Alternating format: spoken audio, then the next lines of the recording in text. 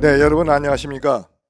오늘 제6회의 제1분과 회의를 시작하도록 하겠습니다. 저는 오늘 좌장을 맡은 고려대 명예교수 안문석 교수입니다. 어, 안녕하세요. 오늘 굉장히 소중한 이 자리를 마련해 주시고 또 훌륭한 분들을 패널로 초청해 주신 우리 한국정책학회 이석환 회장님과 그 모든 분들에게 감사의 말씀을 드리겠습니다. 전임 회장단 세션이 어제도 있고 오늘도 있고 두 번에 걸쳐서 나눠져 있더라고요. 그래서 오늘 세션과 어제 세션의 차이가 뭘까를 생각해 보니까 오늘 세션이 좀 우리 패널리스트들이 조금 젊은 패널들이에요.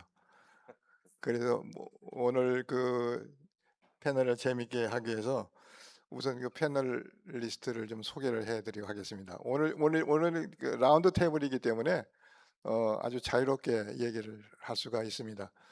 첫 번째 소개해드릴 분이 명승환 교수인데 제 26대 회장을 하셨고, 그러니까 2018년에 정책학회 회장을 하셨고, 그때 상당히 많은 혁신적인 아이디어를 많이 가지고 저 학회를 발전시켰습니다.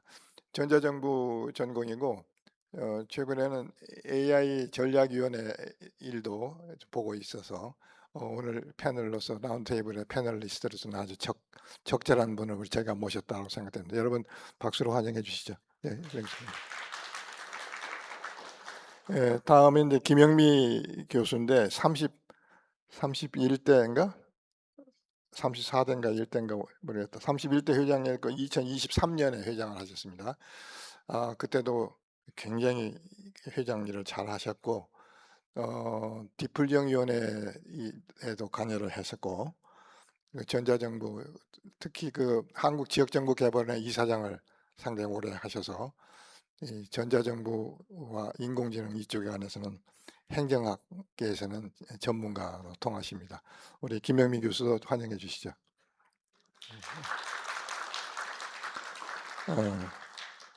그 다음에가 이제 그 박형준 회장님이신데 우리 오늘 나오신 회장 중에서는 제일 막내네요. 2025년에 회장을 하셨고 33대 회장을 하셨는데 역시 이분도 전자정부 쪽도 많이 하셨지만은 규제개혁 쪽을 많이 하신 분입니다.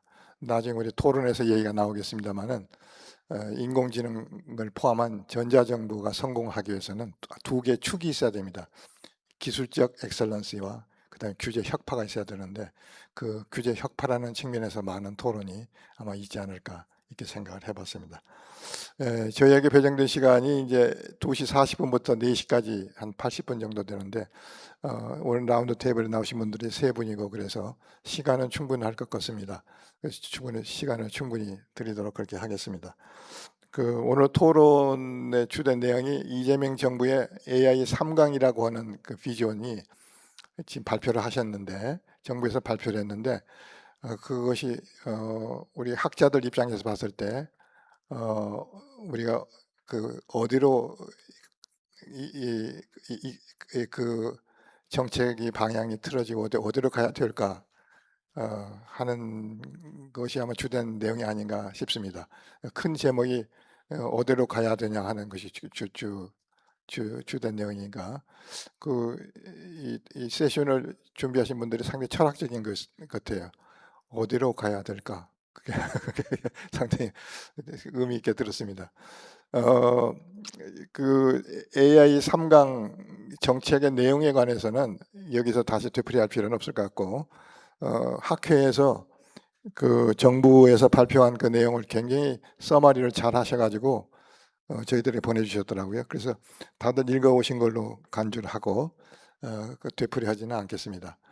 그래서 그 단지 이제 한마디로 말씀드리고 싶은 것은 그 AI 3강 정부 정책에는 정부가 추구하려고 하는 비전, 목표와 그 다음에 전략이 이렇게 혼재되어 있습니다.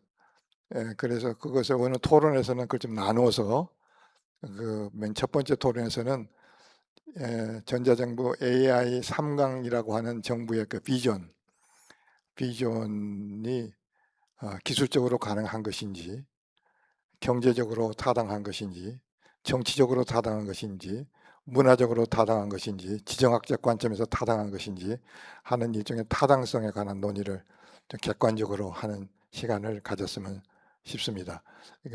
상당히 좀 정부 정책을 객관적으로 보는 입장이기 때문에 좀 듣는 분들 입장에서는 거부할 수도 있습니다만, 학자의 본분이라는 것이 뭐 그런 거 하는 거니까. 이게 그것은 이제 우리 전통적인 전자정부의 그 구축 전략 단계에서 맨 첫 단계에 해당되는 겁니다. 소위 ISP를 구축하는 Information Strategic Planning 단계라고 보면 되겠습니다. 그 전자정부의 제 첫째 단계가 어떤 업무를 할 때 ISP를 구축하는 거거든요.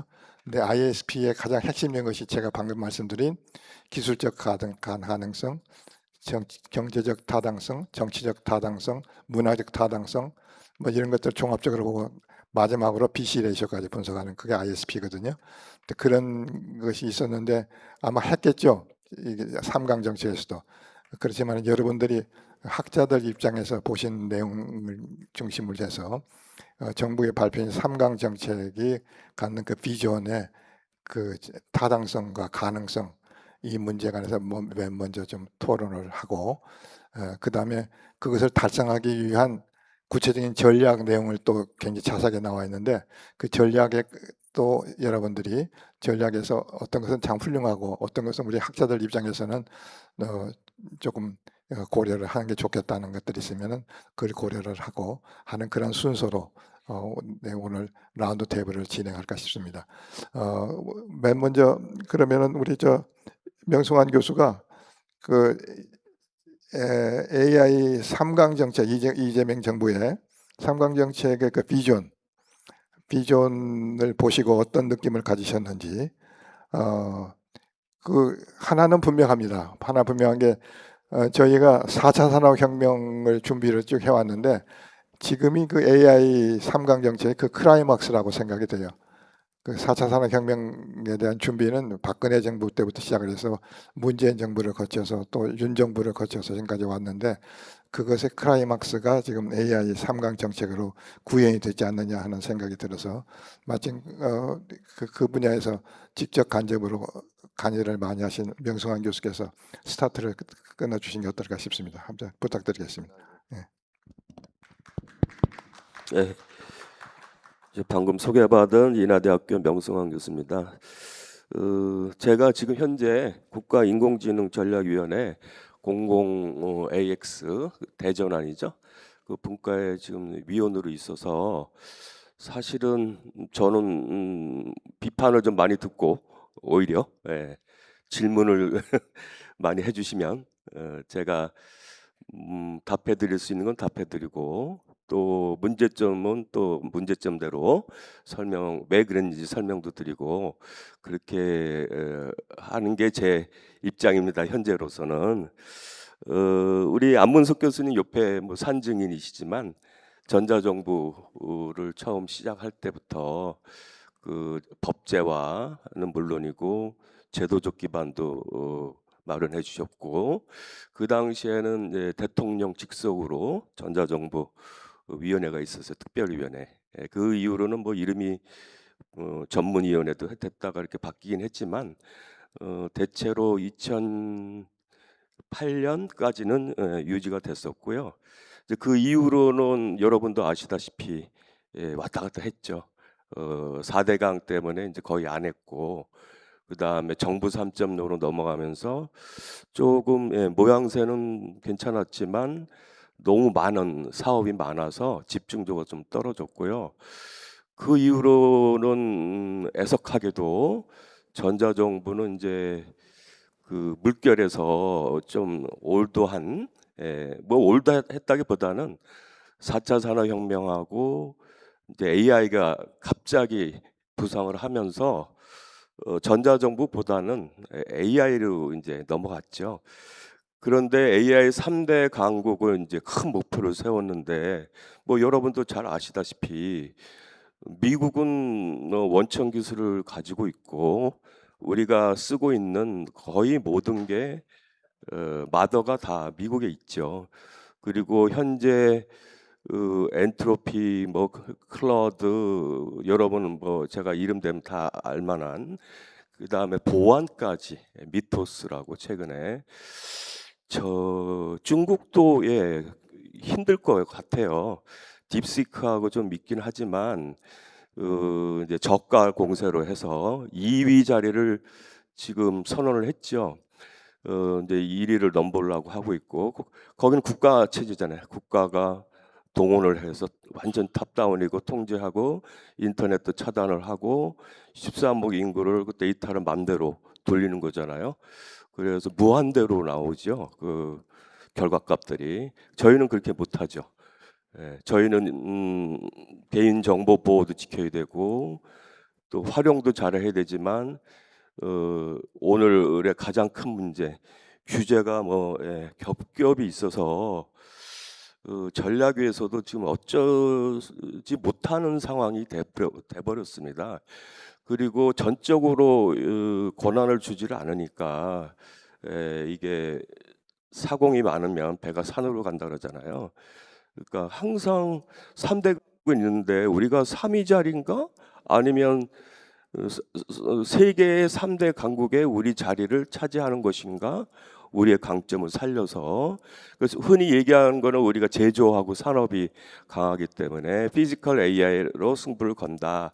그리고 이제 호남 지역에 지금 삼성하고 SK 하이닉스가 반도체, 그건 뭐 세계적인 거니까 인프라 측면으로 생각을 하는 것 같아요.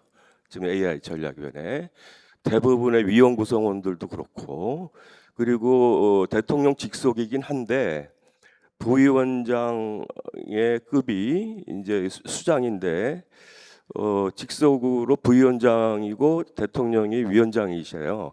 근데 과기부 부총리도 또 부위원장이에요. 그 다음에 미래수석은 지금 공석이잖아요. AI 미래수석은 하수석이 됐었는데 뭐 부산 공천 받아서 나가시는 바람에 공석이잖아요. 지금 부위원장도 없습니다. 그분도 또 국회의원 선거 나가가지고. 그러니까 최고 결정권자와 수장들이 AI 3대 강국의 무게를 상당히 좀 가볍게 떨어뜨린 거 아닌가. 그것도 지역 정치에 보다도 뭐랄까 비중을 떨어뜨렸죠. 가치를. 그래서 그건 상당히 좀 당황스럽고요. 저희도 당황스럽고 힘이 많이 빠진 상태죠. 현재. 그리고 AI 3대 강국을 얘기하면서 반도체로 또 모든 걸 다 흡수를 해버리니까 그럼 AI 3대 강국은 피지컬 뭐 해가지고 전 국민이 다 쓰게 하고 모두의 AI는 또 과기정통부고 만들면은 개인정보보호위원회에서 또 못하는 거를 엄청 많이 만들어요.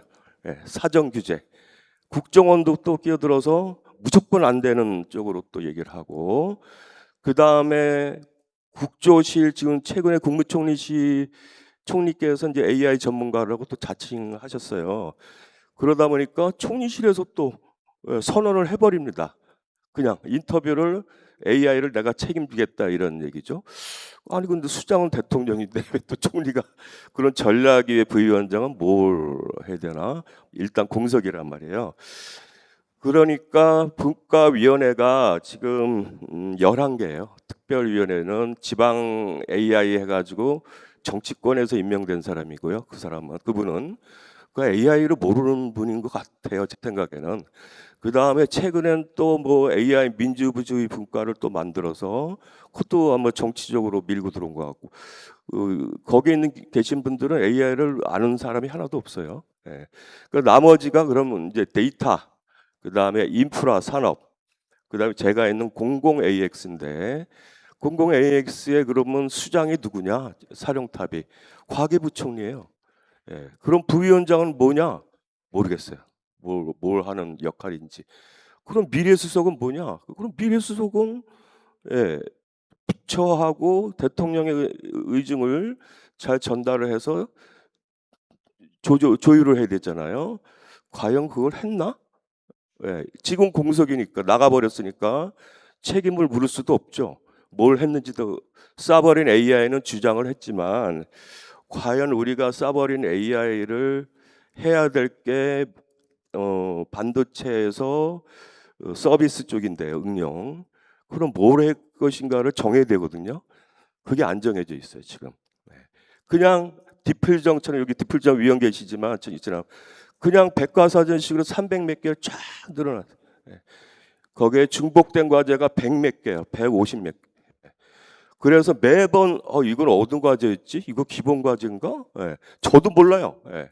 그런 식으로 해서 거버넌스 체계가 일단은 갖춰지지 않았고 또 미국식으로 OMB로 해서 전문적으로 지속성 있게 체계가 갖춰지지 않았고 또 우리 안문석 교수님 시절처럼 정권을 주지도 않았고 그런데 지금은 현재 또 반도체에 휩쓸려서 AI의 3대 강국의 전략이 무엇이냐? 저도 잘 모르겠어요. 그러니까 AI 쏴버린 AI는 있습니다. 그 다음에 모두의 AI는 있고요. 그런데 그 안에 있는 개인정보 보호와 안보 보안. 근데 보안은 또 대책이 없어요. 예산도 거의 배정을 안 해놓고.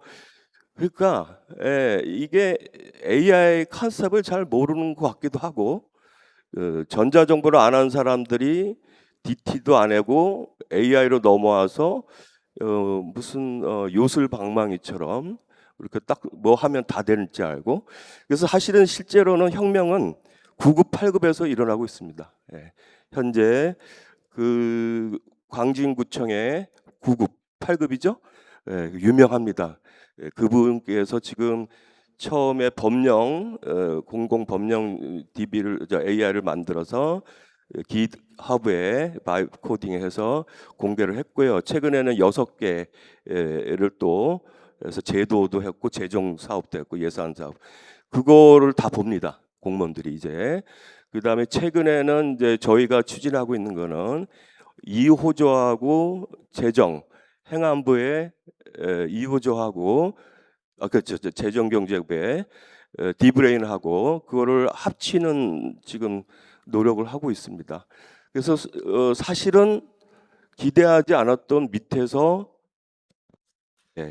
혁신이 이루어지고 있고 혁명이 일어나고 있고 공공 정부가 안 만들어도 개인이 그 돈 들여서 자기가 구독료를 냅니다. 안 내줘요. 그래서 그거를 만들어서 공개를 합니다. 그래서 최근엔 입법부까지 해서 거의 AI의 혁신은 이미 시작이 됐다. 그런데 죄송하게도 그게 기재부도 아니고 뭐 과기부도 아니고 오로지 자기가 배워서 AI는 흔하니까요. 현재 그렇게 해서 자생적으로 커가고 있기 때문에 여기에 제대로 된 체계와 드라이브를 제대로 건다면 우리의 저력 때문에 굉장히 잘할 수 있을 것 같다는 생각은 듭니다. 여기까지만 우선 말씀드리겠습니다. 예, 아이고 박수 한번 주셔야 될 것 같아요. 그 역시 우리 AI 위원회에서 일을 지금 보고 계시기 때문에 그 내막을 중심으로 해서 아주 객관적으로 교수 입장에서 비판할 것은 비판을 하고 했습니다. 그 듣다 보니까 몇 가지 이제 제 나름대로 질문이 생각했는데 AI 3강이라고 하는 것이 이제 미국, 중국, 그 다음에 한국을 만들겠다 하는 것이 이제 일종의 목표로서 제시를 했는데 제가 2002년에 전자정부 11대 과제를 할 때는 그런 목표가 없었어요. 열심히 하자 그거였죠. 열심히 하다 보니까 유엔에서 1등까지 하더라고요. 그러니까 목표를 정한 것이 아무 의미가 없을 텐데 목표를 3이라는 목표를 정해 놓은 것이 과연 큰 의미가 있을 것이냐 하는 그런 질문이 또 나오고 그 다음에 두 번째는 그 인공지능 AI가 지금 재밌어요. 저희 나라는 그 맨 처음에 전자정부를 뭐라고 박정희 대통령 때는 뭐라고 했냐 EDPS화라고 그랬어요. 전자정부란 말을 안 쓰고 그 다음에 전두환 대통령 때는 전산화라는 말을 썼고 행정 업무의 전산화. 그다음에 김영삼 대통령 때는 정보화. 그때 정보화가 나왔고 김대중 대통령 때 전자정부가 나왔고 그 후에 이제 무슨 지능정보원이 뭐 이렇게 나왔는데 그 정부에서 그 관장하는 그 부처 국의 이름이 바뀌어요. 예. 그러니까 전자정부국이 됐다가 데이터 정부국, 디가버먼트가 됐다가 요즘은 또 인공지능 정부국실로 바뀌었더라고요. 그러니까 이름의 변천이 우리나라의 전자정부의 역사를 얘기를 해주는 거라고 볼 수가 있어서 흥미롭고, 그래서 우리 그 방향 자체는 정부의 방향은 인공지능을 통해서 우리가 국격을 높이고 우리가 지금 앞으로의 험난한 세상을 살아갈 수가 있다고 하는 것을 제시를 한 거고, 그거에 대해서는 아무도 저희가 반론을 제기할 사람 없을 겁니다. 반드시 이렇게 해야 된다고 생각되고, 단지 문제는 그걸 헤쳐나가는 데에서 우리가 성공적으로 그걸 헤쳐나가면은 우리나라가 다음 한 2, 30년간 먹고 살 거리가 생기는 거고, 거기에서 제대로 일을 못하면 우리는 루서가 되는 일밖에 없는 일이기 때문에 이게 어떻게든지 성공을 시켜야 되겠다 하는 것은 이제 아마 우리 라운드 테이블에 나오신 선생님들도 다 공감을 하시리라고 생각이 됩니다. 우리 명승환 교수께서 많은 것을 설명해 주셨어요.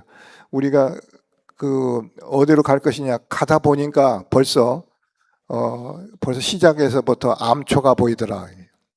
그 개인정보 보호부터 시작을 해서 보안 문제부터 시작을 해서 그런 몇 가지의 대표적인 암초 얘기를 또 좀 해 주셨습니다.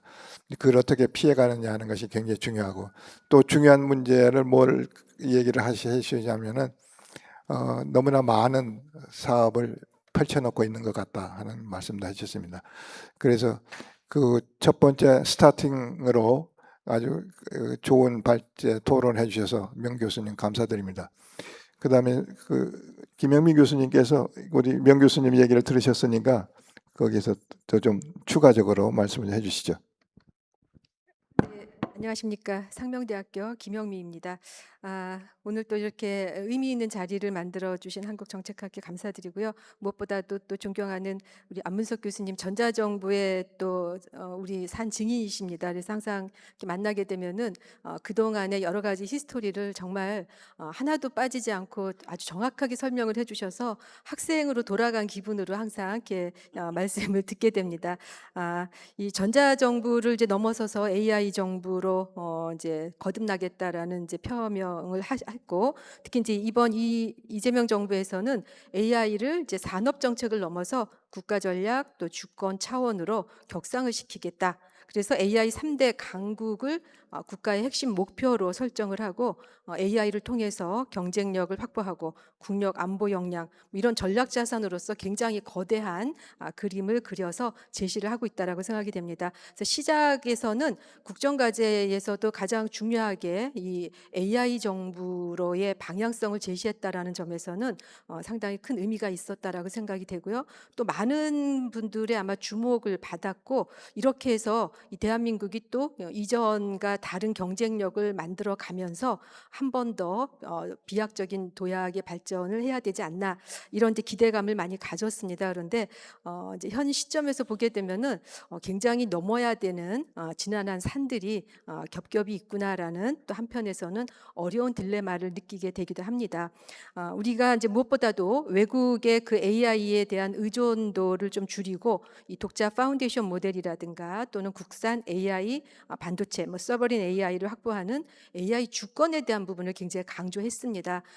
그래서 그런 부분들이 갖는 어떤 어떤 브랜드로서의 가치, 또 대한민국이 나름대로 위상을 높이기 위한 굉장히 중요한 가치 체계를 제시하고 있다라는 점에서 기대가 이제 큽니다. 하지만 또 시장이라는 규모의 또 영역이 있기 때문에 현실을 들여다보게 되면은 그런 방향으로 갈 수 있을까에 대해서는 여러 가지 또 넘어야 되는 어려운 그 난제들이 있지 않나라고 생각이 됩니다.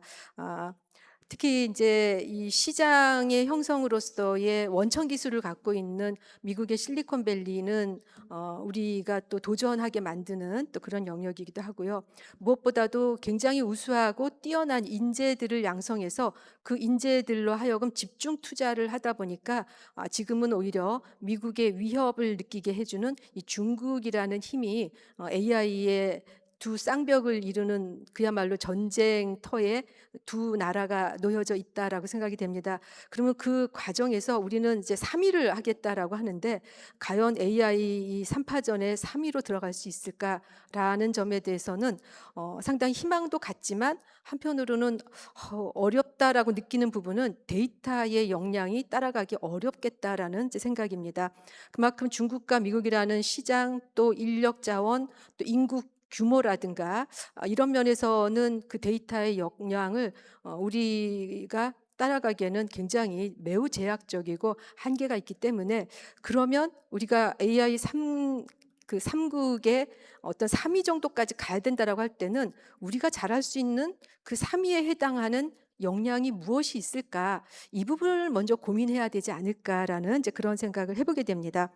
특히 이제 26년도에 AI 예산을 이제 한 9.9조 원 정도 대폭 확대를 했고 또 GPU나 국가 AI 컴퓨팅 센터 또 AI 그 데이터 센터 반도체 이런 식으로 해서 AI 기반 인프라를 이제 선제적으로 확충하고자 굉장히 예산도 배분을 하고 또 다양한 측면에서의 어떤 선포 해당하는 정책 제안도 하고 있습니다. 이런 부분들이 우리가 AI를 선포한다고 했을 때 뭐 LLM만 잘 활용하면 된다, AI를 잘 활용하는 나라로 가야 된다, 이런 한쪽의 측면만 갖고는 굉장히 제약이 있기 때문에 여러 가지 인프라가 동시다발적으로 확산시키면서 그것이 어떤 아주 폭발적인 위력을 발휘할 수 있을 정도로 같이 가야 되는 것도 중요한데 그 과정에서 다른 나라들은 가만히 있느냐라고 하면은 그렇지 않다라는 거죠. 그리고 어디가 더 많은 그 데이터를 확보해서 그 데이터를 적절하게 활용할 수 있을까? 그다음에 그 데이터의 품질이 어느 정도까지 보장이 됐을 때 사실은 고객들은 앞으로는 더 품질 높은 AI의 활용에 관점을 두게 되지 않을까 싶습니다. 그러면 우리는 물론 선포를 해서 선언을 해서 어떤 방향성을 제시하고 가는 것도 중요하지만 그 과정에서 우리가 가장 잘할 수 있는 경쟁력 있는 부분을 어떻게 확보해 나가야 되는가에 대한 그 영역을 찾아내는 것도 매우 중요한 부분이라고 생각을 합니다.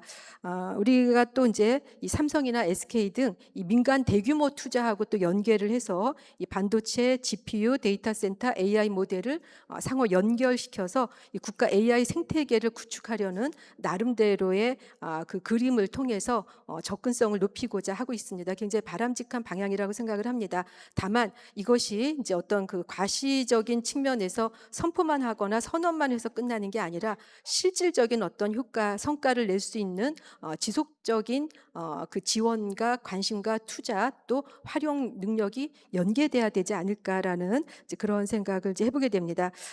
특히 이제 우리가 AI와 관련해 가지고 갖고 있는 강점이라고 하면은 이 국가 차원의 가감한 투자와 AI 인프라를 구축할 수 있다라는 이 힘이 굉장히 크지 않나 싶습니다. 현재 그 실리콘밸리에 있는 이제 그 테크 기업의 전문가들의 이야기를 들어보게 되면은 소프트웨어는 미국이 강국이지만은 우수한 인재들이 이미 중국으로 많이 넘어가고 있고 그러다 보니까 이 중국과의 어떤 그 위기에 대한 그 부분들을 많이 설명을 합니다. 그리고 중국 입장에서는 사실은 또 이 우수한 자원을 확보해가지고 아주 그 획일적인 지원이 가능하다 보니까 그것이 또 중국이 갖는 하나의 힘이 되기도 하고요. 그래서 이 부분을 제가 그 챗GPT 또 제미나이 클라우드 이런 데다가 이제 한번 이렇게 질문을 넣어갖고 던져봤어요. 던져봤는데 굉장히 정교한 답이 나오는 부분도 있고 또 데이터가 좀 이렇게 흐트러지는 그런 부분들도 있고 한데 이러한 질문들을 던졌을 때 나오는 답들을 보게 되면은 야 앞으로 2030년이 되면 과연 우리나라는 어느 정도의 위상에 안착해 있을까를 한번 질문들을 던져보시면 나름대로 굉장히 의미 있는 답을 듣지 않을까 싶습니다.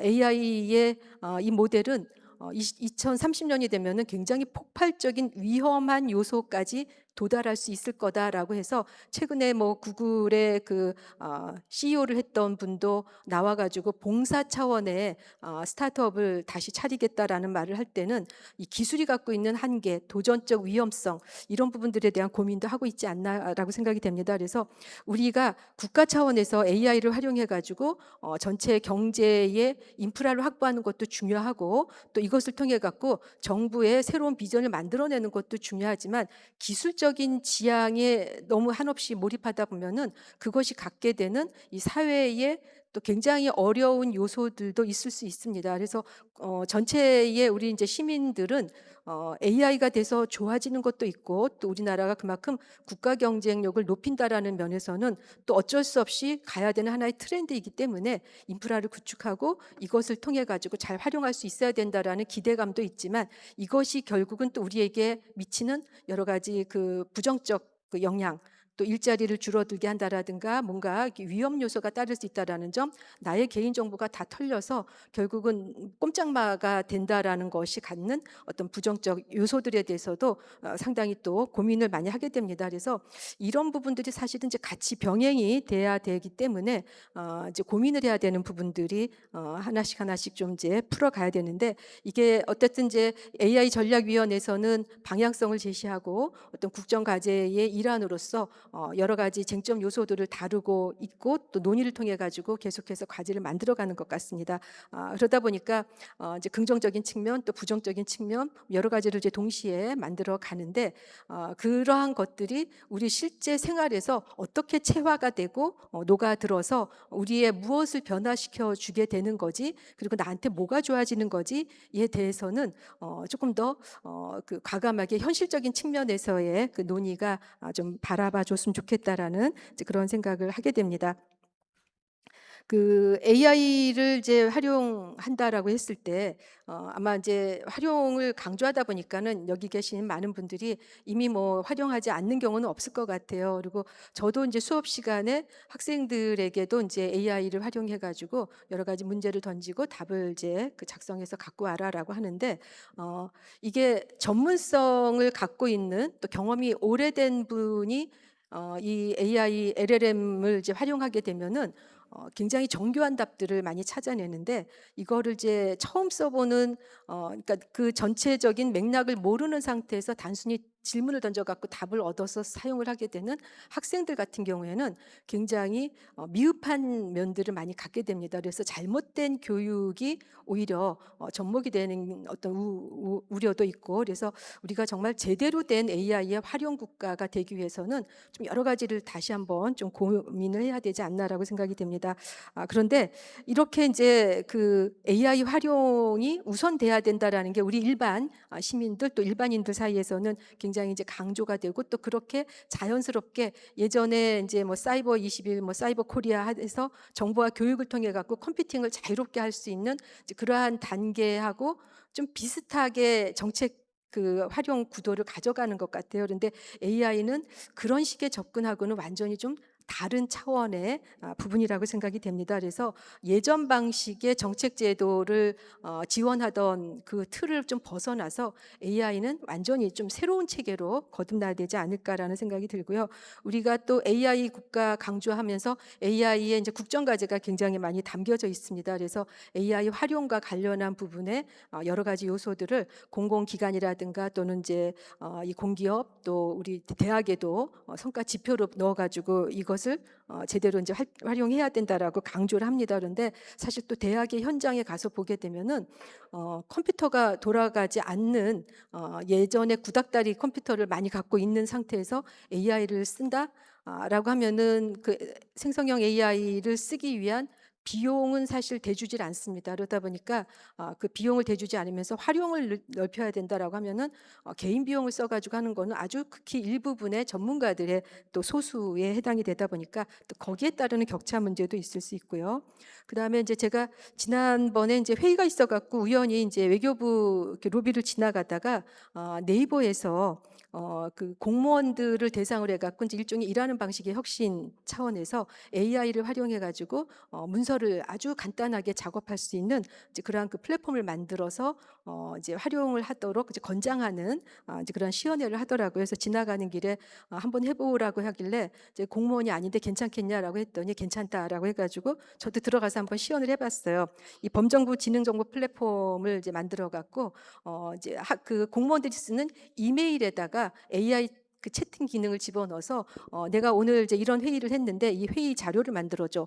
그다음에 내가 오늘 회의했던 내용을 갖다 요약해 갖고 자료로 이렇게 보관을 해야 되는데 그러면 키워드 몇 개를 집어넣으면 거기에 맞춰 갖고 아주 보고서를 너무나 감쪽같이 만들어 줍니다. 그래서 이렇게 만들어 가지고 이제 상관에게 보고도 하고 또 서로 공유도 하고 그날 있었던 일에 대한 기록도 만들어내서 굉장히 의미가 있었고 이런 부분이 잘만 되면은 일하는 방식의 혁신이 굉장히 개선될 수 있는 여지가 있구나라는 그런 생각은 들었습니다. 그런데 이거를 그러면 공유할 때 외부하고는 안 되죠. 이 보안 때문에 그랬더니 안 된다는 거예요. 그래서 그 안에서 내부의 몇몇만 사용하게 되다 보니까 이제 그런 또 아쉬움이 남아 있습니다. 그래서 이 공공성의 보안 문제는 그러나 또 우리가 가볍게 다룰 수 있는 그런 부분은 아닌 것 같아요. 그리고 챗 GPT라든가 또는 이제 제미나이라든가 이런 데다가 이 정부 문서를 이제 돌려보고 회의 자료를 만들겠다라고 해갖고 무차별적으로 아마 다 파일채 올려놓고 다 돌려봅니다. 그러면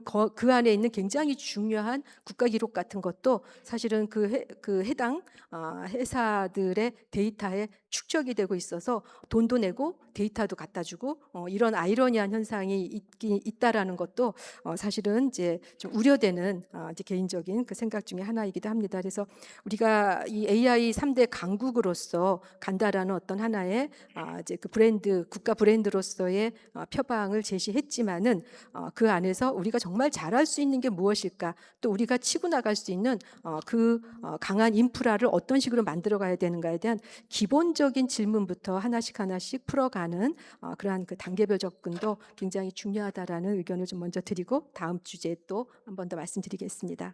예, 고맙습니다. 예. 뭐 오늘 발표할 걸 다 발표하신 것 같아요. 포괄적으로 다 발표하신 것 같아서 아주 고맙습니다. 그 아까 명수환 교수가 지적한 것 중에 굉장히 중요한 것 몇 가지가 있는데 그 중에 하나가 지금의 AI 정책이 너무나 톱다운식이다. 성과는 바텀업에서 필드에서 나오고 있다는 것을 아까 발견하셔서 얘기를 해주셨는데 그 굉장히 중요한 것 같습니다. 정부가 지금 하겠다고 한 그 정부의 AI 정부의 정책을 보면 사실은 전자정부를 쭉 그 사이에 공부를 해왔던 사람의 입장에서 보면 인공지능이 없어도 되는 것들이 많아요. 그냥 전통적인 전자정부의 패턴에 속하는 것들이 많이 있더라고요. 그걸 굳이 그렇게 돈 들여서 인공지능을 한다고 그래서 그 가면을 씌워놓는다고 그래서 되는 건 아닌 것 같아서 그러면 우리가 뭘부터 해야 되느냐? AI가 전통적인 컴퓨터가 못하는 분야가 뭐가 있을까? 그 다음에 AI라는 것이 나타나기 때문에 기업이나 정부나 국민들이 어떤 새로운 요구가 생겨나고 있고 그 새로운 요구를 어떻게 충족시킬 수 있을 것인가? 거기에서 영역도 찾고 새로운 분야를 찾아야 되는데 그냥 톱다운식으로 하니까 그러니까 그냥 AI 없어도 되는 것들이 많이 있더라고요. 내가 보니까. 그래서 굳이 거기다 AI란 말을 왜 집어넣을까 하는 질문이 나한테 왔었어요. 그래서 그건 언제 심각하게 우리 김영미 교수님 한번 다시 검토해보자 하는 말이 있는 것처럼 진짜 이것이 인공지능이라는 AI가 없으면 안 되는 건가? 일단 그것부터 좀 체크를 해봐서 왜냐하면 AI를 쓰려면 전기도 많이 써야 되고 하여튼 복잡하단 말이죠. 그래서 그것은 한번 아주 좋은 서제션을 한 것 같아서 감사 말씀을 드립니다. 왜 미국과 중국이 1등, 2등이냐? 인공지능은 사실은 데이터를 먹고 사는 거거든요. 인공지능이 대단한 걸로 생각하지만 인공지능은 트레이닝을 시키는 것은 데이터예요. 그런데 중국은 국가가 데이터를 관리하니까 그래서 인공지능이 발달할 수가 있었어요. 국가가. 거기는 뭐 개인정보가 뭐가 없으니까. 미국은 또 신기하게도 그 기업들이 민간 부문이 알아서 데이터 써 하는 일종의 자유방임적 그런 정책을 쓰기 때문에 어마어마하게 발달한 겁니다. 그게 그 기업들 중심으로 해서. 그런데 우리는 이것도 아니고 저것도 아니에요. 데이터에 관한 한. 이쪽을 살펴보면은 굉장히 국가 주도로 가는 것 같고, 또 저쪽을 살펴보면은 민간 주도로 가는 것 같고, 그러니까 이것도 아니고 저것도 아니기 때문에 결국 데이터가 없는 겁니다. 그러니까 인공지능 먹여 살릴 수 있는 데이터가 한국형 데이터가 없어요. 근데 사실은 굉장히 많습니다. 의료부터 시작해서 주민등록부터 시작해서 교육부터 시작해서 어마어마하게 많은데 그걸 활용을 못하는 거예요. 그래서 소버린 AI 만들겠다고 그래서 반도체를 만들고 GPU를 만들고 뭐 고속도로를 만들고 그건 하드웨어 측면이고, 문제는 그 고속도로 만들면 거기 뭔가 돌아다녀야 될 거 아니에요. 그건 데이터인데 데이터를 돌아다닐 수 있는 통로를 다 막아놓으면 뭐 하겠다는 거예요, 그게. 자, 그것이 굉장히 중요하고 그 문제를 해결하지 아니하면 AI 3강 안 됩니다. 미안하지만. 그 괜히 포만 잡는 거예요. 그래서 그건 우리가 심각하게 생각해야 되고, 그래서 데이터를 인공지능이 필요로 하는 데이터, 한국형 소버린 AI를 만들 수 있도록 데이터를 활용할 수 있는 그런 규제 개혁, 정부 개혁, 부처 간의 장벽 허물기, 이런 것들을 이루어져야만 되겠다. 저는 그렇게 생각합니다. 아주 좋은 토론 감사드리고, 세 번째가 이제 박형준 교수 타임인데, 마침 박 교수가 제가 그 이력을 보니까 규제 개혁 전공이더라고요. 그래서 아마 상당히 의미 있는 얘기가 나오지 않을까 싶어서 좀 부탁을 드리겠습니다. 예. 예, 감사합니다. 예, 성균관대학교 박형준입니다. 제가 이제 여러분들 이게 그 아무래도 시각화된 게 좀 필요해서 제가 말이 좀 이렇게 어눌할 것 같아서 발표 자료를 준비했으니까 발표 자료를 좀 보시면서 이제 말씀드리도록 하겠습니다. 예. 오늘 발제 어떻게 보면 저희가 하는 문제의식은 단순하지만 매우 중요합니다. AI 3대 강국이라는 목표는 정치적으로는 되게 강력한 국가 미션입니다. 근데 제가 이제 최근에 이제 어떻게 보면은 정책학 전 과정에 있어서 이 AI가 어떤 식으로 영향을 미치는지, 지금 저희 정책학 교과서들은 이 정말 변화하는 AI 현실을 반영하지 못하고 있더라고요. 우리 지금 보시면은 지금도 우리 세션에서 얼마나 많은 AI 관련 것들이 열리는데 이런 것들을 지금 반영하지 못하고 있어서 제가 이번에 좀 책을 쓰다 보니까 몇 가지 좀 생각한 것들이 있었습니다. 어떻게 보면은 지금 AI 3대 강국이란 것도 저희 정책학적인 언어로 보면은 약간 더 정교하게 번역돼야 할 과제가 남아 있는 것 같습니다. 어떻게 보면 AI라는 것이 지금 단순하게 정보통신 산업 육성 정책만은 아닙니다. 저희 국가 성장 정책, 산업 정책, 과학기술 정책, 인재 정책, 지역 정책, 뭐 디지털 정부 정책, 사회 정책이 모두 AI를 중심으로 다시 결합되는 국가의 전환적인 전략인 것 같습니다. 그래서 저는 오늘 일 전략을 단순히 잘했다 못했다로 평가하는 것이 아니라 어떤 점이 강점이고 어떤 점이 구조적 위험인지 나누어서 말씀드린 다음에 말씀드리겠습니다. 원래 잘하는 게 저희 행정학 정책학에서는 장단점을 분석해서 대안을 제시하는 거니까요. 한국에서 AI 3대 강국이 되려면은 제가 생각할 때 결론은 GPU 숫자를 세 번째로 많이 확보하는 것이 아니라 제한된 컴퓨팅, 아까 인재, 전력, 재정을 가장 생산적으로 배분해야 됩니다. 앞서 두 분 교수님께서 말씀하신 것들이 전부 다 그 내용들인 것 같습니다. 그리고 이런 제조 경쟁력과 더불어서 민주적 신뢰도 함께 AI 경쟁 우위로 좀 전환해야 될 것 같습니다. 그래서 제가 어떻게 보면 오늘 말씀드리는 것은 이런 전환을 위한 정책 재설계를 어떻게 해야 될 것인가를 조금 말씀드리고자 합니다. 제가 하는 첫 번째 그 문장은 이겁니다. AI G3는 모델이나 GPU의 세계 3위가 아닙니다. 진정한 AI G3는 제한된 국가 자원을 세계 최고 수준의 성과로 전환하겠다는 국가 역량인 것 같습니다. 현재 정부 정책은 매우 강한 장점을 갖고 있습니다. 대통령 수준에서 AI를 국가 미션으로 올렸고 재정과 인프라를 빠르게 동원하고 있습니다. 산업 AX, 공공 AI, AI 기본 사회까지 포괄하고 있습니다. 그러나 이런 규모와 속도 때문에 약간 목표 대체의 위험도 큽니다.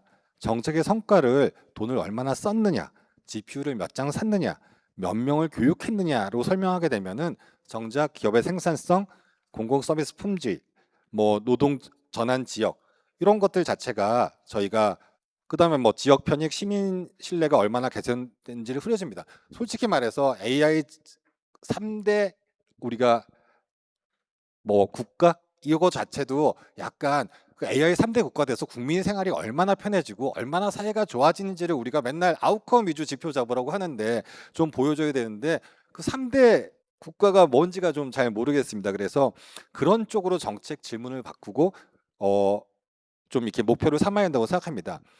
첫째, 얼마나 투입했느냐가 아니라 무엇이 달라졌는지를 좀 물어봐야 됩니다. 둘째, 누가 편익을 얻고 누가 비용을 부담하는 걸 좀 물어봐야 되고요.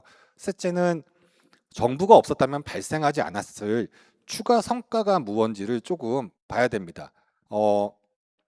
그래서 우선 이 정책 체계 자체를 좀 확인할 필요가 있습니다. 이미 명순환 교수님께서 말씀을 좀 해주셨는데요.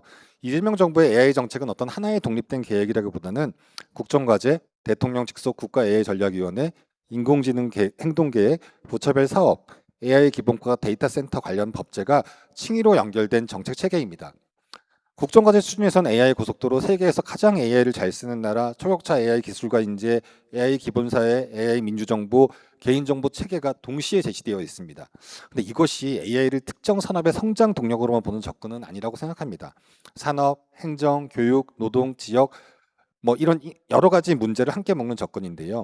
따라서 저희 정책학적으로 봤을 때는 이런 정책의 미션이 어떻게 돼 있고 정책의 믹스를 어떻게 할 것이고 포트폴리오 관리를 어떻게 할 것인가를 성격을 갖기 때문에 이런 것도 좀 중요하게 봐야 될 것 같습니다. 제가 봤을 때 여기서 되게 중요한 것은 조정의 난이도인데요. 많은 부처가 참여하는 장점이 있지만 동시에 그럼 책임을 누가 질 것이냐. 우리 항상 위원회 조직해서 어떤 거 이끌 때 집행도 안 되고 책임도 안 되고 이런 것들 있지 않습니까? 그래서 이런 것과 또 중복 사업의 가능성이 높습니다. 지금도 과기정통 분야, 산업 분야, 뭐 이런 여러 가지 얘기들이 있는데 뭐 AI 위원회냐 이런 것들을 어떤 식으로 할 것인지. 그러므로 국가 AI 전략위원회는 새 사업을 계속 만드는 조직이 아니라 성과가 낮은 사업을 좀 정리하고 예산을 재분배하는 포트폴리오의 관리자가 좀 되는 것이 낫지 않을까라는 것이 제 생각입니다. 제가 좀 말이 빠르죠. 이게 제가 뭐냐면은 유튜브를 요즘에 사람들이 다 1.5배속, 1.25배속이나 5배속으로 보다 보니까 말이 빨라졌어요. 이게 어떻게 보면 AI나 이런 ICT가 우리 삶에 미치는 영향이 아닐까? 옛날엔 제가 말을 빨리 해도 하면은 학생들이 싫어했는데 요즘에는 말을 빨리 하는 거를 더 좋아합니다. 예, 거기에 익숙해져서 저도 하다 보니까 빨라졌어요. 그냥 듣다 보니까 이게 올바른 속도인가 보다 생각해서 그러면은 이제 우선 현재 정책의 좀 잘한 점부터 말씀드리겠습니다. 잘한 점은 첫째 AI를 국정 운영의 중심 무대로 올렸다는 점은 중요합니다. 범용 기술은 민간으로부터 초기 가속 투자가 발생하기 쉽기 때문에 정부의 미션 설정은 시장 형성에 의미가 있습니다. 둘째, 예산, GPU, 데이터 센터, 국가 AI 프로젝트를 빠르게 오지게 동원했고요. 이 속도는 한국 정부가 디지털 전환에서 봉온 어떻게 보면 국가 동원 능력을 다시 한번 확인시킬 것 같습니다. 셋째는 대통령 직속 국가 AI 전략위원회를 통해서 범정부의 조정의 틀을 만들었습니다. 넷째는 AI를 연구실과 대기업의 기술이 아니라 국민이 실제로 쓰는 기술로 확산시키는 정책 수단을 배치했습니다. AI 배움터, 전국민 AI 경진대회, 공공 에이전트와 같은 정책은 수요 측면을 열어주는 의미가 있습니다.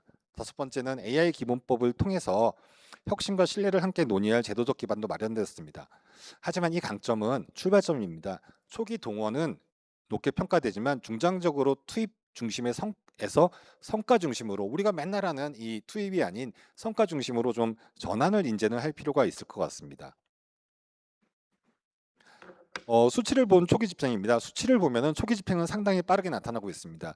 2020년 정부 예산안에서는 AI 3대 강국 관련 10.1조 원이 제시됐고요. 뭐 GPU 확보와 구축, 운용 지원과 사업에서도 2.8조 규모로 추진되고 있습니다. 국가 AI 프로젝트 52개 과제, AI 디지털 배움터 67개소, 전국민 AI 경진대 171만 명이라는 숫자도 확인됩니다. 이 수치들이 정부가 AI 전력을 구호 수준에 두지 않고 실제 집행 단계로 이동시켰다는 증거입니다. 하지만 여기서 정책 평가의 가장 기본적인 구분이 필요합니다. 예산, GPU, 사업수, 교육 참여자는 대부분 투입과 산출입니다. 여기 공공기관들 계시지만 공공기관 경영평가에서 이런 성과지표 투입 산출도 쓰면은 아마 전부 다 목표 계량지표 적정성에서 되게 안 좋은 점수 받으실 거예요.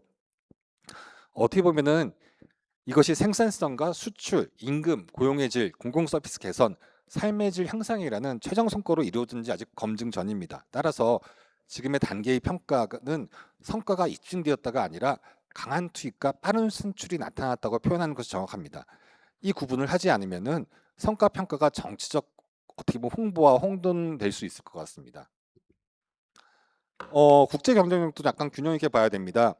한국은 의미 있는 기반을 가지고 있습니다. 2025년 노트블 AI 모델을 8개 매출했고 인구 대비 AI 특허에서도 세계 수준의 지표를 보입니다.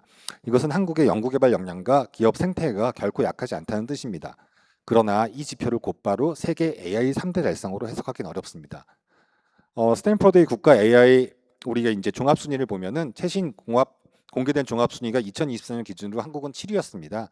즉 특정 혁신 지표에서는 선도권을 확보했지만 종합 AI 생태계에서 집3에 진입했다고 단정하기는 어렵습니다. 이 차이를 분명히 해야 됩니다. 정책 평가에서 가장 위험한 것이 유리한 일부 지편을 선택해서 목표 달성을 선언하는 것입니다. 한국은 이미 강점을 가진 지표가 있으므로 이를 기반으로 하되 종합 생태계 차원에서 약점을 냉정하게 좀 보완할 필요가 있습니다. 핵심 리스크 그래서 이제 좋은 거는 지나가고 핵심적으로는 어떤 우리가 리스크를 갖고 있나를 봐야 되겠죠. 첫 번째는 목표의 불확성입니다. 그러니까 목표가 측정 가능성이 있어야 되는데 그렇지 않습니다. 세계 3위는 정치적 구호로는 강하지만 정책 성과 지표는 모호합니다. 3위가 아까 얘기했듯이 GPU 수량을 뜻하는지, 예산 규모를 뜻하는지, 모델 벤치마크를 뜻하는지, 특허와 논문을 뜻하는지, AI 활용률을 뜻하는지, 아니면은 생산성과 시민 신뢰를 뜻하는지 분명하지 않습니다. 이런 상황에서 각 부처가 자기 사업의 실적을 G3 성과로 재해석하는 데는 목표 대책을 발생할 수 있습니다. 예를 들어 한 부처의 교육인원 증거를 G3 성과라고 말하면은 다른 부처에서는 데이터 센터 유치를, 다른 부처는 모델 성능 개선을 G3 성과라고 말할 수 있습니다. 모두 의미 있는 성과는 맞지만 전체 국가 전략의 최종 성과와 직접 연결되는지는 별개의 문제인 것 같습니다. 정책학적으로 목표 명확성, 측정 가능성, 책임 속성이 먼저 확보돼야 됩니다. 이런 G3를 측정하지 못하면 관리할 수 없습니다. 두 번째는 우리나라 좋아하는 이 흔히 수량주의입니다. 컴퓨터 인프라의 수량주의를 우리가 경계해야 되는데요. 단지 GPU를 몇 장 확보했다는 수치는 이해하기 쉽고 정치적으로 전달력이 큽니다. 물론 GPU 중요하죠. 제가 얼마 전에 인도네시아 가서 AI 관련 특강을 했더니 아직 자기 나라는 GPU나 이런 게 없어가지고 딴 얘기처럼 얘기를 하더라고요. 뭐 한국이야 그런 게 많아서 AI를 할 수 있지만 뭐 공공이나 민간에서 우리는 GPU가 없다 이렇게 얘기를 하더라고요. 하지만 그러나 실제 정책 가치는 이런 성능, 세대, 네트워크 스토리지, 가동률, 접근 대기 시간, 전력 효율에 따라 크게 달라질 수 있습니다. 최신 GPU와 구형 GPU를 단순하게 장수로 합산하면은 실증 컴퓨터 역량을 왜곡할 수도 있고요. 따라서 GPU 정책은 장비 구매 정책이 아니라 컴퓨터 시장 정책으로 바뀌어야 됩니다. GPU도 장수가 아니라 우리가 이제 H100 이퀴벌런트 연산량이라든지 평균 이용률, 신청 대기 시간, 민간 대비 가격, 국내 AI 반도체 활용 비율, 전력과 용수 효율 이런 것들도 좀 바뀌어야 됩니다. 대학, 스타트업, 중소기업에는 컴퓨터 크레딧 방식을 배분하고 사회적 가치가 높은 연구와 사업에 우선 공급해야 됩니다. 핵심 질문은 정부가 산 GPU가 몇 장이 아니라 그 컴퓨팅이 추가 연구와 시장 생산성을 만들었는지 저희가 좀 이제는 체크해야 할 단계라고 생각합니다. 다음으로는 이제 외부 효과의 배분입니다. 그러니까 AI 정책의 비용이 기술 부처 안에서 끝나지 않는다는 것이 세 번째 리스크입니다. 데이터 센서는 아시다시피 전력과 용수, 탄소, 송전망 문제를 만들 수 있고요. 어떻게 보면은 이게 나중에 계륵 같은 존재라고 얘기를 합니다. 지역은 투자 유치를 기대하지만 실제 고용 효과가 낮고 전력과 부지만 제공하는 구조도 될 수 있습니다. 노동시장에서는 모델 개발 인재를 명면 양성하는 문제와 수백만의 노동자 가업 전환 문제를 구분해야 됩니다. 제가 어저께 이 광주에서 택시 타면서 이제 첨단 산업 단지가 들어와서 좋으시겠네요. 삼성 하이닉스 좋으시겠네요. 공장 새로 지어지니까 그렇겠네요. 그랬더니 새로 지은 공장은 전부 다 노동자들은 로봇으로 대체될 것 같아서 저희는 그렇게 고용 효과가 높지 않을 것 같아요. 이렇게 얘기하더라고요. 사실 그렇게 될 것 같기도 하고 저도 생각되고요. 그래서 이제 요번에 노조 사태 거치면서 거의 그런 이제 생산 설비를 흔히 로봇이 대체하는, 그러니까 흔히 말해서 휴머노이드가 대체하는 것이 될 것 같아서 있지만 이런 것도 우리 고민을 해봐야 됩니다. 생성형 AI는 직업 전체를 단순히 없애기보다는 과학 구성과 숙련 구조를 바꾸기 때문에 누가 AI를 통제하고 생산성 이익을 누가 가져가는지 좀가 중요합니다. 공공 AI 엔트로피 CEO도 이런 얘기를 했었거든요. 공공 AI에서는 행정 서비스 효율화와 함께 오류, 편향, 자동화 편향, 책임 소재 문제가 발생할 수 있습니다. 특히 복지, 고용, 의료, 교육, 민원 영역은 권리와 직접 연결됩니다. 흔히 요즘에 우리가 이제 알고리즘 이제 관료주의를 얘기하는데 요즘에 뭐 많은 것들이 그 AI에 의해서 복지 뭐 수급자 결정 뭐 이런 것들이 다 결정되는데 그 알고리즘이 어떻게 결정되는지는 계속 학습을 하기 때문에 개발자도 알지 못합니다. 그럼 책임을 어떻게 질 것이냐 이런 문제도 저희가 고민을 해야 됩니다. 결국 AI 정책의 정당성은 기술 성과가 아니라 편익과 부담이 얼마나 공정하게 배분되는지를 에 따라서 결정되기 때문에 좀 이렇게 이런 것들을 고민할 필요가 있습니다. 조금 예, 이제 거의 요약을 끝내겠습니다. 예. 국제 비교 교훈으로 봤을 때도 이제 분명합니다. 이제 아까 여기서는 여러 교수님들 이미 말씀하신 것들 나왔는데 뭐 미국은 민간 프론티어 모델, 대규모 클라우드와 컴퓨터 인프라, 에너지 반도 수출이 결합된 모델이고 중국은 국가주도 AI 플러스 전략을 통해서 과학기술, 산업, 소비, 민생, 거버넌스 전반 AI를 확산시키고 있습니다. 이유는 규제 중심으로 이해되지만 실제 AI 액트와 AI 팩토리, 기가 팩토리, 인베스트 AI 같은 컴퓨터가 산업체에 병행을 하고 있습니다. 일본도 소사이어티 5.0 맥락에서 인간 중심과 사회 뭐 이런 제조 고령화에 대응하고 있습니다. 한국은 이 중 하나를 좀 복제하기 어렵습니다. 미국의 절대 규모, 중국의 국가 원동력, 이후의 규범 전략 중 하나를 따라가기엔 차별화가 어렵습니다. 한국의 현실적 경로로는 반도체, 제조, 로봇, 디지털 정부, 고품질 도메인의 민주적 신뢰를 결합하는 것이 저는 이건 신뢰 가능한 AI 제조 강국이라고 생각하고 표현하면서 이런 식으로 좀 해야 된다고 생각합니다. 마지막입니다. 한국의 전략적 집중입니다. 한국이 피해야 할 것은 미국보다 큰 LLM, 중국보다 많은 데이터 센터, 모든 부처의 AI 산업 확대를 동시에 추구하는 방식입니다. 재정, 전력, 인재가 제한된 상황에서 이런 접근은 비교 가능성이 낮습니다. 집중해야 될 것은 반도체 컴퓨팅 모델, 제조 현장 로봇 공공 AI 신뢰 입증을 하나의 스택으로 묶는 것입니다. 한국이 요즘에 말하는 피지컬 AI에 가장 최적화된 나라라고 생각합니다. 왜냐하면은 외국에서는 제조업 기반이 무너져서 장인들이 없어요. 근데 우리나라는 장인들이 많습니다. 그러면은 그 장인들의 어떻게 보면은 장인들의 하는 하나하나의 행동을 다 찍어서 그거를 데이터 삼는 것이 되게 중요한 것이고 이게 바로 피지컬 AI이고 한국이 그래서 지금 이 장인들이 많기 때문에 피지컬 AI 강국이 될 수 있고 그 데이터는 정말로 그냥 떠도는 데이터와 다르게 아주 가치 있는 데이터고 한국은 제가 봤을 때는 좀 그런 쪽으로 국가에서 예산을 투입해서 이제는 결국은 로봇으로 갈 수밖에 없고 휴머로이드로 갈 수밖에 없고 그 피지컬 AI 데이터가 상당히 중요한 것인데 그쪽으로 집중하는 것이 낫지 않을까? 너무 다 하려고 하다 보니까 제가 봤을 때는 안 되는 것 같습니다. 그래서 한국 자동차, 조선, 반도체, 가전, 스마트 공장, 로봇 같은 물리산업 기반을 가지고 있고 거기에 여러 가지 고품질 체제도 갖추고 있기 때문에 이런 것들에 좀 포커스를 맞춰서 가면은 그래서 한국이 G3에서는 이 피지컬 AI보다 물리사업에서 AI를 가장 빠르고 실리 있게 실증하고 확산하는 수출 국가로 정의하는 것이 더 현실적이라고 생각합니다.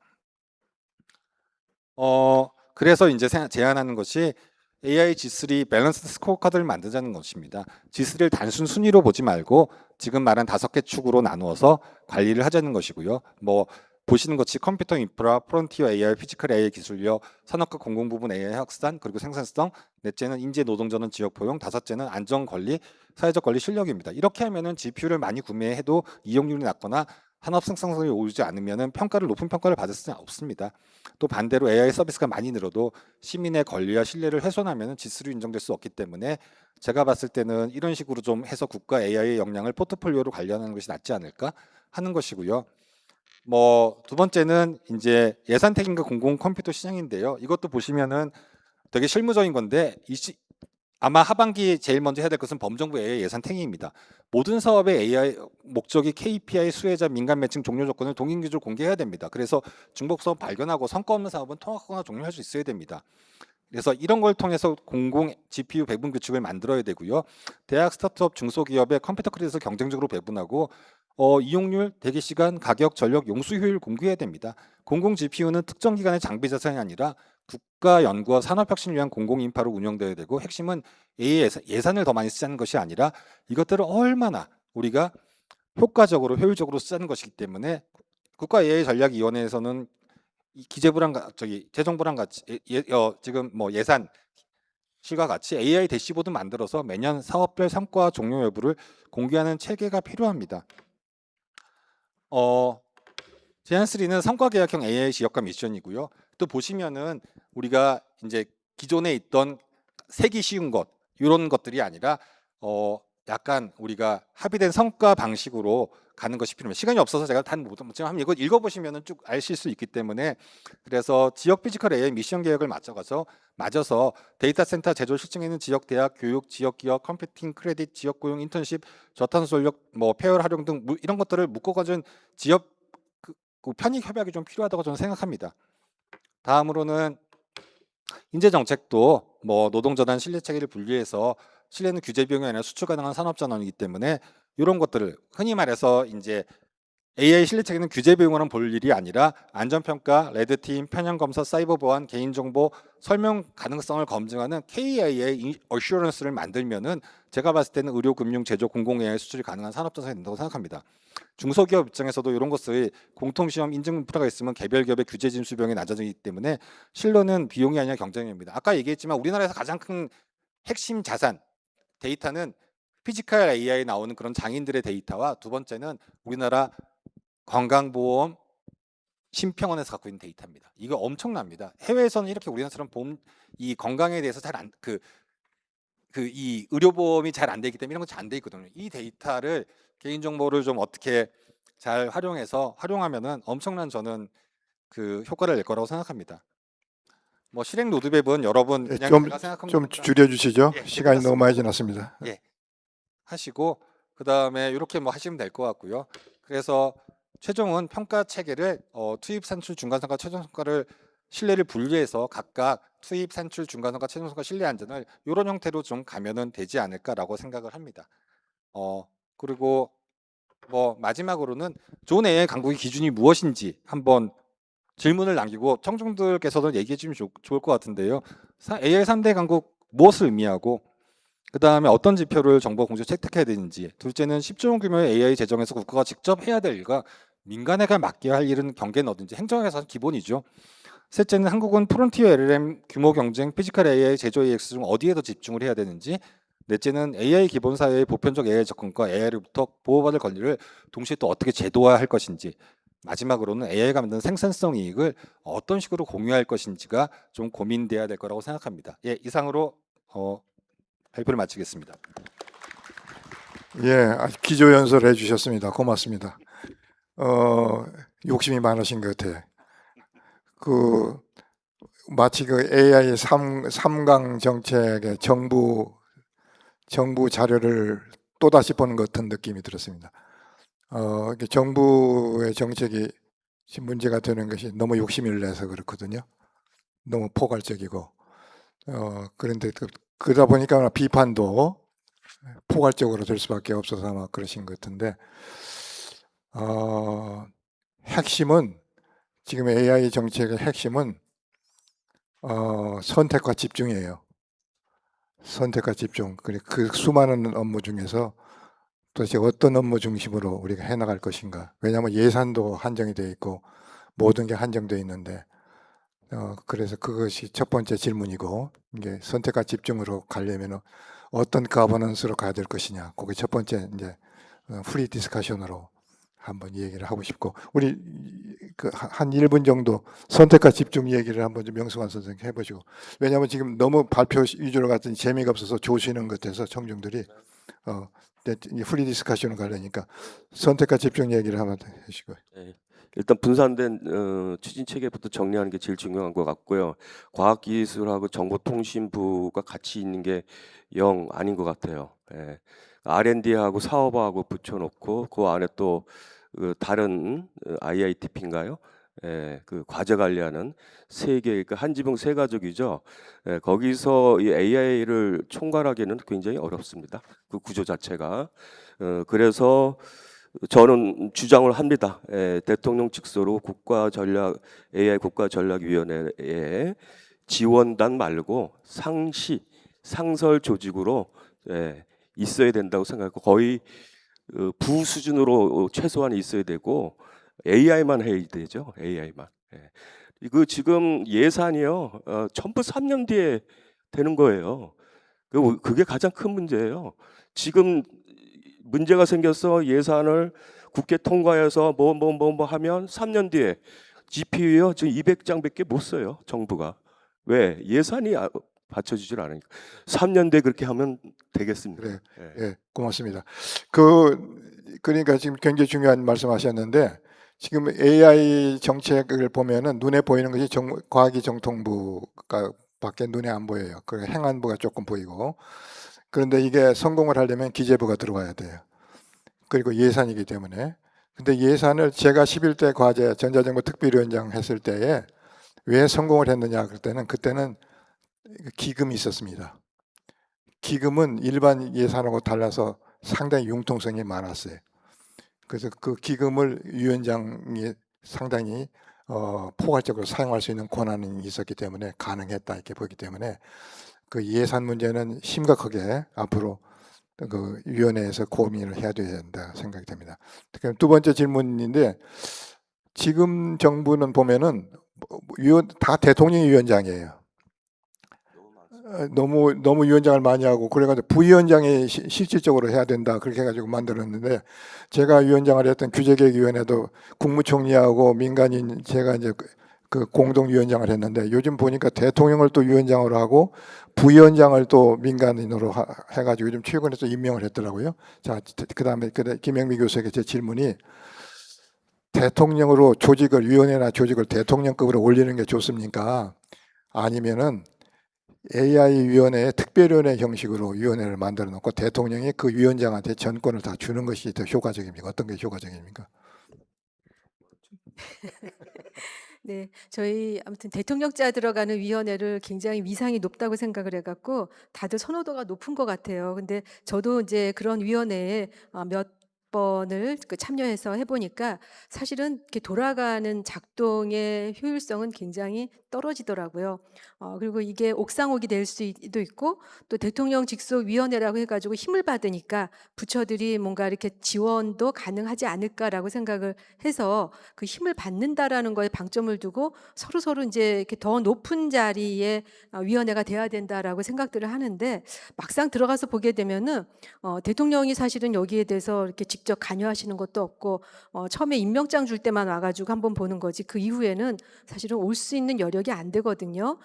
그리고 어쨌든 이제 부처마다 또 자기들의 미션이 있기 때문에 위원회라는 조직을 가지고 뭔가 정말 엄청난 방대한 성과를 낸다라는 거는 기대하지 않는 게 좋지 않을까라고 생각이 들어서 오히려 이쪽 AI 쪽으로 정말 경쟁력을 강화시키고 뭔가 하나의 구조화된 그 성과를 낼 수 있는 단기적으로 해야 된다라고 하는 우선순위를 좀 정하는 기관으로서의 역할을 좀 의미한다라고 하게 되면은 정권을 주고 이 조직이 제 역할을 정해진 시간 내에 정확하게 할 수 있도록 하는 조금은 더 선택과 집중의 효과를 높이는 쪽으로 위원회가 구성되면 어떨까라고 생각이 됩니다. 예, 고맙습니다.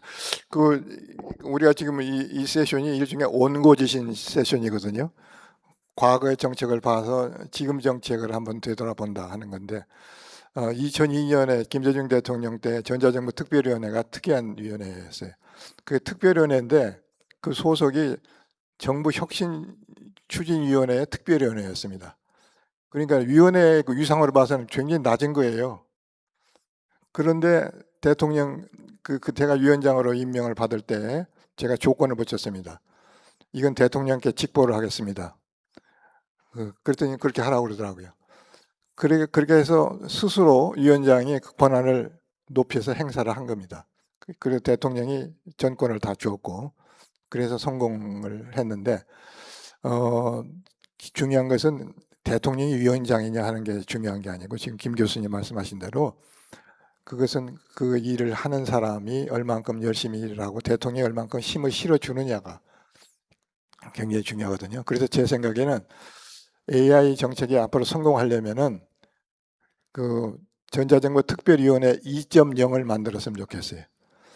전자정부 특별위원회 1.0은 제가 위원장으로 했었던 2002년 이거 11대 과제를 성공적으로 이끌었던 전자정부 특별위원회 2.0은 지금 AI를 성공적으로 만드는 해서 거기는 핵심이 위원장의 민간인 위원장으로 훌륭한 분을 선택하셔가지고 전권을 다 주고 거기서 세 부처가 정말로 똘똘 뭉치셔야 됩니다. 그 중에 하나가 그러니까 기술을 담당하는 과기정통부, 그 다음에 행안부, 그 다음에 기재부 이 세 개가 직접적으로 그 위원장을 도와줘야 돼요. 그리고 예산은 그 일반 예산 가지고 안 됩니다. 기금 형식으로 다시 돌아가야 된다고 생각하고 있고 그런 것들을 옛날 경험을 살려서 참 뒤적거려 보면은 해답이 나오지 않을까 이렇게 생각을 해봅니다. 예, 그래서 김 교수님 좋은 말씀해 주셨고요. 그다음에 박 교수님께 이제 그 발표를 듣고 보니까 느낌이 뭐냐면 지금 정부가 너무 욕심이 많다고 제가 자꾸 주장을 하는데 그 욕심이 많던 것이 모든 걸 정부가 해야 된다고 착각하는 것 같아요. 그런데 지금 우리나라 수준에서 모든 걸 정부가 할 수 없어요. 더군다나 첨단 산업을 활용하는 쪽은 정부가 다 할 수가 없습니다. 그 민간 부문하고 협업을 해야 되고 되도록이면 민간 부문한테 일을 맡겨야 돼요. 민간 부문 중심으로 전자정부를 운영하려고 시도를 했던 것이 정부 3.0이었어요. 그때 정부 3.0은 민간이 할 수 있는 일을 정부가 하는 것을 아예 막아버렸습니다. 정부가. 못하게 막았어요. 그래서 민간 그 정부 있는 사람들이 굉장히 화를 내고 막 그런 격이 있는데 그 정도로 민간 부문과 협업을 해야 돼요. 협업을 해야 되는데 지금은 너무 모든 걸 톱다운식으로 하다 보니까 전부 정부가 하는 식으로 되어 있는데 정부가 첨단 기술을 응용해 가지고 정부가 할 수 있을까 하는 의문이 들기 시작합니다. 그 문제에 대해서 박 교수님이 한마디 코멘트 해주시죠. 교수님 말씀에 전적으로 동의하고요. 어떻게 보면 아까 그 자원의 배분에 있어서 저희가 시장이 잘하는 것은 시장에 줘야 되고 어떻게 보면 정부가 예산을 투입하는 것보다 규제 한두 개를 풀어주는 것이 훨씬 이 AI 3대 강국에 가는 데는 더 기업들이나 민간에서 원하는 방식인 것 같습니다. 요즘에도 지금 반도체 요 52시간 그 노동 그 52시간 예외 규정 두는 것 같고 계속 지금 고민하고 있는데 아마 그런 분야도 아마 정부가 좀 고민해야 되는 분야라고 생각을 하고 있습니다. 그래서 정부가 정말 해야 되는 것은 기업들이 일을 잘할 수 있고 또 기업이 이미 투자를 해야 되는 곳에 정부가 굳이 또 투자를 할 필요는 없거든요. 예산 더 좋은 곳에 써야 되기 때문에 그런 방식으로 정부의 좀 과감한 규제 개혁 혁신 또 그런 것은 정부가 생각해서 개혁 혁신하는 것이 아니라 민간의 의견을 잘 들어서 왜냐하면 민간에서는 서로 좋은 다른 의견이 있을 수 있지만 결국은 좀 잘 나아가는 방향으로 규제를 개혁 혁신해야지 잘 될 수 있지 않을까 생각합니다. 예, 고맙습니다. 우리가 AI 정책을 논할 때 빼놓을 수 없는 것이 AI 기본법이라는 것이 있습니다.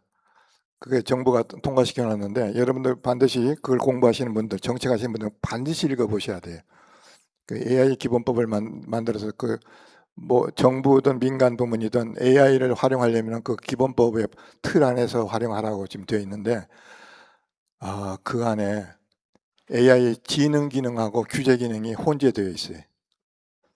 그러니까는 지능 기능은 이제 인공지능 AI를 이제 AI 대전환을 위해서 활용을 많이 해야 된다 하는 지능은 좋죠. 규제가 굉장히 심각합니다. 국민 생활에 심각하게 영향을 미친다고 생각되는 분야의 인공지능 AI를 활용할 때는 미리 정부의 허가를 맡아라 그런 조항도 있어요. 그게 가능할까요? 그건 만약에 그 법을 제대로 지켜서 하게 되면 우리나라는 AI는 끝났습니다. 정부 관리들이 앉아가지고 이것을 해야 될지 안 해야 될지를 체크를 하고 그 다음에 아까 박 교수님 잠깐 얘기하신 대로 그 다음에 그런 분야에 대해서는 그 인공지능의 알고리즘부터 시작해서 그걸 투명하게 해야 된다. 그게 돼 있어요. 인공지능 자체는 투명성이 없는 거예요. 블랙박스예요, 그게. 그걸 어떻게 투명성을 증명을 어떻게 합니까, 그게. 그런 것들이 AI 기본법에 섞여 있습니다. 의도는 굉장히 좋아요. 의도는.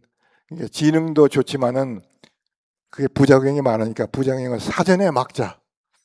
그래가지고 거기다 법에다가 그걸 다 집어넣거든요. 전 굉장히 죄송한 이야기입니다만 AI 기본법을 다시 보셔야 돼. 그래서 전통적으로 어느 법이나 부처에 지능 기능하고 규제 기능이 같이 있으면은 지능 기능은 죽어버려요. 그리고 규제 기능만 살아 있습니다. 그 옛날에 총무처하고 내무부를 합쳐놓으니까 총무처 기능이 없어져 버리더라고요.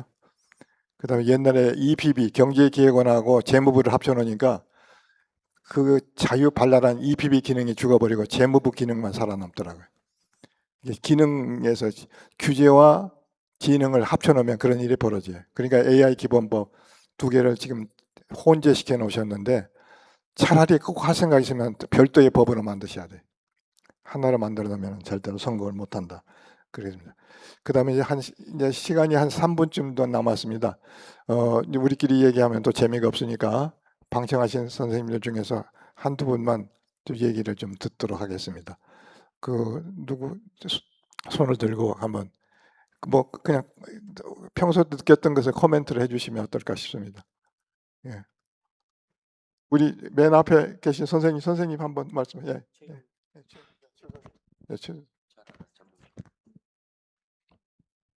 예, 발표 잘 들었습니다. 건국대 최현구입니다. 뭐 저도 이제 AI 뭐 기술 관련은 아니고 좀 SDS 관점에서 이제 AI가 미치는 사회적 어떤 임팩트나 이런 거에 대해서 주로 이제 연구를 하고 있는데 어쨌든 지금 이게 이제 지난 정부 때도 그랬지만 현재도 이제 AI 글로벌 3강 이걸 이제 과기부나 이런 데서 정책 목표로 내세우고 있는데 저는 이제 국가 순위 이제 G3라는 게 무슨 의미가 있느냐 이런 이야기. 이거는 사실은 달성 가능한 거고 쉬운 목표예요. 왜냐하면은 이게 실제로 이제 AI 경쟁에서 플레이어들은 다 기업이잖아요. 기업. 빅테크 기업들이고 이제 모델 개발하는 기업들인데 기업의 순위가 중요한 거지 국가별 순위라는 게 무슨 의미가 있느냐 이런 생각이 들고요. 그래서 예를 들어 이제 글로벌 경쟁에서 보시면은 뭐 글로벌 시총 규모로 보더라도 상위권의 1위부터 10위까지 중에 이제 미국 기업이 8개. 그 미국이 다 독식하고 있는 건데 AI 경쟁에서도 마찬가지 모델 경쟁에서도 대부분의 이제 선두주자는 다 미국 기업이고 그다음에 이제 후발주자들이 이제 중국 기업이 이런데 미국과 중국이 예를 들어 그 글로벌 경쟁에서 한 90%를 차지해 버리는데 나머지에서 3등 하는 게 무슨 의미가 있느냐. 이거는 굉장히 안이한 정책적 목표다라고 생각하거든요. 그래서 이런 거에 대해서 사실 좀 문제 제기를 해야 될 필요가 있다고 생각하시는데 뭐 좀 그 우리 패널 분들 어떻게 생각하시지 좀 의견을 듣고 싶습니다. 네, 고맙습니다. 그 랭킹이 목표가 될 수는 없다고 생각하거든요. 그게 예, 그러니까 아주 정확하게 지적하셨어요. 결과적으로 그렇게 되는 건 괜찮지만은 우리가 열심히 하다 보니까 비교해 보니까 1등을 했더라. 사실 제가 했던 전자정부가 그랬거든요. 열심히 하다 보니까 유엔에서 1등을 하더라고요. 1등 하려고 한 게 아니에요. 시작할 때는 16등인가 그랬는데 하다 보니까는 1등까지 하더라고요. 그러니까 인공지능도 마찬가지입니다. 열심히 하다 보면 현안 문제를 해결하고 국민의 고통, 기업의 경쟁력을 높이고 정부의 생산성을 높이고 국민의 고통을 줄이는 쪽에 문제 중심으로 문제를 풀고 문제를 풀다 보면은 어느 순간에 아마 랭킹이 높아져 있을 거예요. 또 그래서 수요를 그런 식으로 충족을 하다 보면은 공급이 또 따라와요. 우리나라는 민간 부문이 굉장히 현명하기 때문에 그 우리가 11대 과제할 때도 우리 국산 컴퓨터 없었어요. 메인 컴퓨터 IBM 가지고 했지. 그런데 그 IBM 가지고 열심히 하다 보니까 나중에 결국 우리 수요가 생기니까 PC도 만들고 여러 가지 하더라고요 보니까. 그러니까 어느 걸 먼저 하느냐 하는 것보다는 우리가 필요한 것, 작은 나라가 사는 길입니다. 작은 나라 사는 길은 뭐 모든 걸 다 갖춘 다음에 그 다음에 뭘 해야 되겠다는 것보다는 문제 중심으로 선택과 집중으로 문제 중심으로 문제를 풀어주고 그러고 나서 결과적으로 랭킹이 높아지면 좋겠다 그런 생각. 우리 최 교수님 아마 그런 입장이 아니신가 보셔서 제가 시간이 다 된 것 같아가지고 우리 패널 계신 분들을 대표해서 제가 답변을 좀 드렸습니다. 또 다른 분 한 분만 더 얘기 듣고 마치도록 하겠습니다. 예. 예. 우리 이철 교수도 한 말씀 하셔. 갖다 드려.